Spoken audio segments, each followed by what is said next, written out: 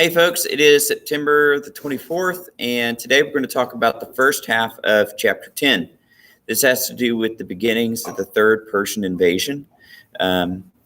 So we're going to talk about that and take some notes on it. And then when we come back tomorrow, we're going to talk about the invasion. We are going to have a vocabulary quiz next week. I'm going to give you more information about that this Monday. Quiz isn't going to be probably until Thursday. All right, so the terms we have on the board are Themistocles, Aristides, Xerxes, crossing the Hellespont, and the Persian forces. So those are the 5 terms we're going to talk about today. Is that what? Xerxes. I've seen that name before. Have we read about him? Yeah. Yesterday you read about him. Okay. It's the same guy. You read about one of the most famous battles. Like there's 2 major battles in this war that people talk about. You talk about the Battle of Thermopylae, which you read about yesterday. And there's the Battle of Salamis, which is a naval battle just off the coast of Greece. We're going to talk about that. When we read yesterday, right? Yeah. And it says weeks later. Weeks later, you got Salamis. So we're going to get there, but we're not getting to the fighting yet. So we're kind of jumping backwards a little bit right now to the buildup. So today's images, this is a bust of Themistocles. He's known as the guy who is going to win the Persian wars for the Greeks. And he's also going to have the forethought to do 2 things for Athens. He's going to encourage them to build a very strong navy and lead that navy. And the other thing is, whenever the Persian forces come and they're too strong to stop, he's going to have Athens abandoned and let the enemy get it in order to save the lives of his people. He's going to have an opponent, this guy here, Aristides, and he's going to want to have land forces instead. He wants to build up the army instead of the navy. However, they're going to divide into 2 political camps. And because it's going to cause such a disruption, remember, one of the ways that Athenians tried to get rid of disturbances is by voting on somebody being ostracized. That means kicked out of the city for like 10 years. They kicked him out of the dumbness in his son, I guess, because he kept saying. Because he had an arrogant sounding nickname, right? So he's like, they call him the just. Like, it's like calling him the best or the goodest. And so they got fed up with it. So he's going to get kicked out. He is going to come back, though, during the war and help his city anyways. All right. So Xerxes is not known as being a very strong-willed ruler, right? He's kind of a guy who's kind of, he's very arrogant. He literally believes he's on par with the gods. And that's very common for ancient monarchies. Like you see this in Egypt, and of course you see this in Persia, and you'd see it in Babylonia where they conquered, as kings often saw themselves on par with the gods. And so when he first tries to make a crossing across the Hellespont, I'll show you a picture of that later. It's like a narrow waterway. His bridges will sink. So he has his men go out and whip the ocean to punish it. So after they do some ocean flogging, they're going to build. They probably think he's crazy. And kill all the builders. Well, think about this. Yeah. Think about the Iliad. They think that like things like rivers and mountains and stuff like that have like spirits in them. So he thinks he's punishing the spirits by whipping the water. So some of these people might have believed it. Yeah, I mean, yeah, it's like if a tree branch falls on you, you go up and you start kicking the tree. It doesn't make much sense to us. But hey, over here, so here's where the Greeks are. The Persians are over here. The Persians had to bring their army across here, all the way around here and walk around to invade the Greeks. Their navy's kind of like floating next to them, offering protection from the water, and they have all the supplies like food and stuff. Why do they go through that? Why not just go straight? Well, I'm not entirely sure. But in any case, so you see this is separated by water. And so, and this is water here too. So he brings the army along, and the Hellespont here is this waterway. So they build a huge bridge going across one of the more narrow parts. One of the reasons that they need bridges is because they have they have wagons, chariots, horses, and even elephants. That's So- why I made the bridges, just to build bridge. Yeah, so they like get all these boats, they anchor them, they lash them together. I just put wood on it. Yeah, but wood, and then they put a fence up to try to hide. Hey, does anybody want lunch today? Thank you. To try to hide the water from the horses and stuff so they don't freak out. So it's pretty ingenuitive. But the thing is, though, is the Greeks, we'll talk about him later, the Greeks are going to see this as arrogance. This and how he's having his guys whip the ocean, they're going to be like, wow, what an arrogant guy. Remember the Greeks, one of their biggest morals was something called not being hubristic, but being humble, like knowing that you're not a god. You're not going to live forever, understanding you're mortal. How come then? How is it arrogant to build a bridge across the water? Well, what they saw it as is they saw like the ocean was something that you did not try to like they saw it as man conquering nature, and that was a bit of arrogance, right? So they were like, people aren't supposed to do things this great, as into like they thought it was like humiliating the ocean. I guess it's like trying to say that we're such a great people that nothing can stand in our way. And to the So Greeks, they thought it was arrogant. Isn't like them taking land and building it on it? Yeah, you could make the extension there. But in any case, they said it was arrogant.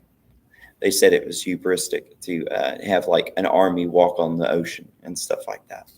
So that was their argument. You can make a counter argument, but that was the Greek argument. They were like, wow, these people are so arrogant. They're like walking across the ocean. So let's go ahead and get our, we're not going to do table talk today. We're just going to go ahead and get the terms down because there's like so many of you absent today. All right, so we stopped at over the bridge they went. Who again did I say Themistocles was? Or who's gonna win the war? He is. He's what city is he from? Athens, Athens, right. How does he want to win the war? by taking control of it. Huh? He wants to use boats, right? Yeah. So Athenian leader who convinced Athens to build a navy. Yeah. And we're going to see this navy is going to lead them to be a very powerful empire. Build a strong navy. And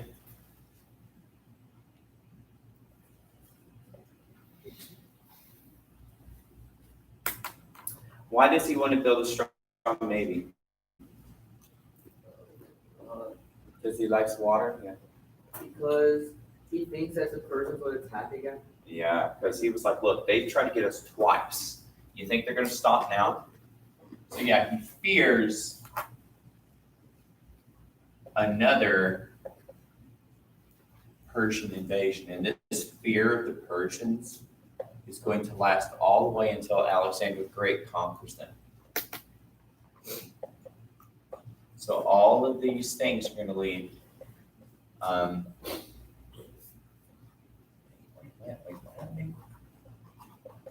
All of these things are going to lead one to another. So first, Greeks sent out colonies. Lydia takes over the colonies. The Persians take over Lydia. Athens tries to help their colonies, sparks a war, then another war, and now another war. And then eventually this is going to spark Alexander the Great's conquest all the way to India. And then that's going to cause other stuff. So all these things cause and effect, cause and effect, cause and effect. So down, down, down. Alexander the Great from. Most certainly getting there, sir. All right, so you can either say Aristides or Aristides. It doesn't really matter. So what was his deal, Pickle? Wasn't he the guy who went dancing 10 years in the Navy? Yeah. What do you want instead? Armies. Army. Yeah. He thinks that most of his victories are on land, so they should have a bigger army, not a navy. Yeah, Athenian leader who wanted to build up the army instead. It's going to oppose Themistocles.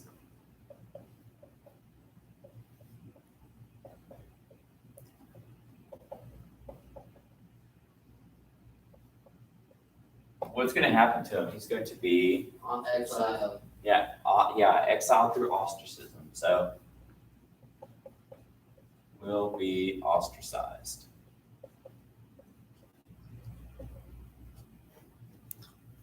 I probably misspelled it. Whatever. All right. So remember, that comes from they would write down the name of the person they're voting for on an ostracon. That's a pot shard. And so whoever had the highest count won a free vacation. Mandatory. Yeah, mandatory vacation. Kind of like prison. All right. So Xerxes. Who was Xerxes? At least you don't have to pay taxes on it. I have, I'm not sure. I'm sure. the bridge and boat. That's something to over the research. Old Isn't that what person? Yes. No, this is a person. Yeah, that's the king of for the Persians, right? Yeah. It was the son of Darius.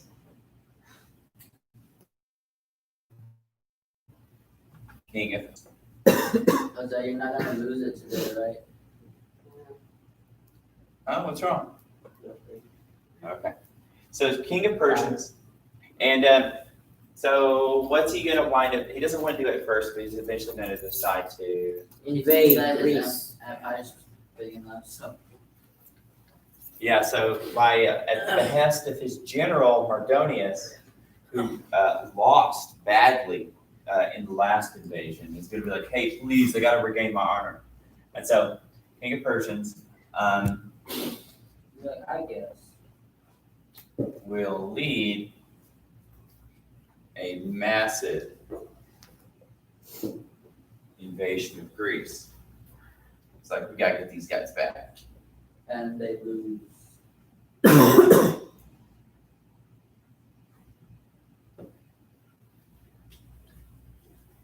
So there we have it. And so they're leading this massive invasion. It's made of a powerful, giant navy and army. And to get there, first they're going to have some difficulties with land and water. And so what happens there? What about crossing the Hellespont? The bridge broke down. Yeah, so first set of bridges broke down because, bad weather and stuff. Then you kill the people who built it. Yeah, and that goes to show, like, once again, that hubris, that arrogance. It's like they're just treating people as if they're like, I don't know, like ants, So, so what's he gonna do after the first one goes down? He's gonna then, Build another one. yeah. What's he do before that? He hits the water. Yeah. So, So right back to that, as his servants killed.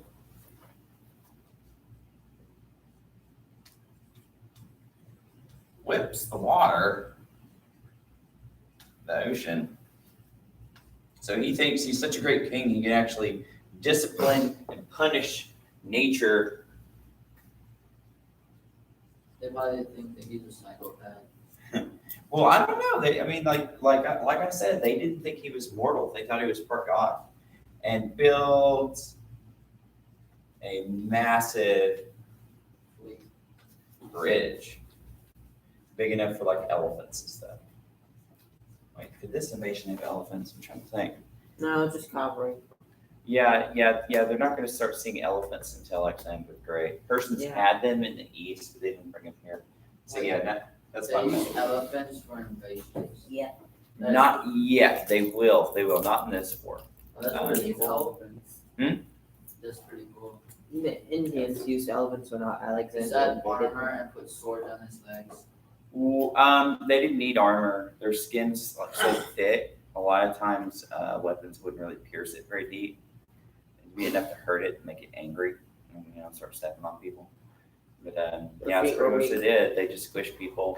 Well, they might have guys on top shooting bows, like down on them and stuff. So pretty That's brutal. pretty cool. Yeah, it's kind of like it was like their version of a tank. You're gonna build a massive bridge. So the Greeks, when they catch wind of this, they're gonna think, wow, these guys are like really arrogant. They really think that the gods are gonna like come down and cause them to lose. So Persian forces. So what are the Persian forces like? Cavalry, infantry, and then there's like the special like 10,000 guys for the emperor. Yeah. So they had their elite forces was they were called the Immortals because there's so many of them. If one died, another would take his place over and over and over. So There yeah. were always 10,000. I think it was 10,000, right? Yeah, huge army. Was it just from one nation? Nope, he gathered a Yeah. lot of people. From many countries.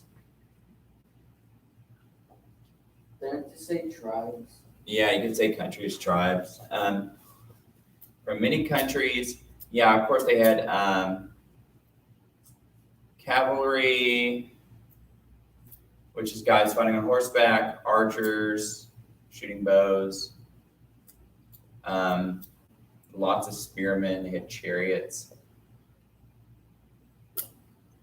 Had a giant, very large navy.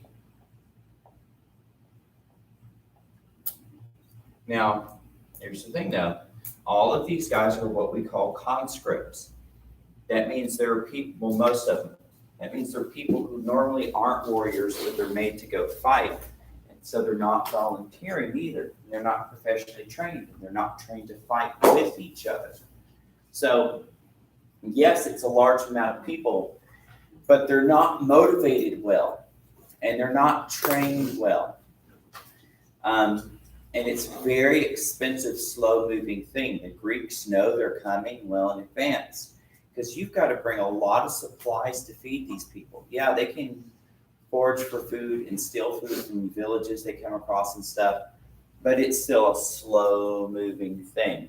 So the Greeks are going to catch wind of this, we're going to see tomorrow, and they're going to start preparing and making decisions. What should we do? Should we run away? Should we fight?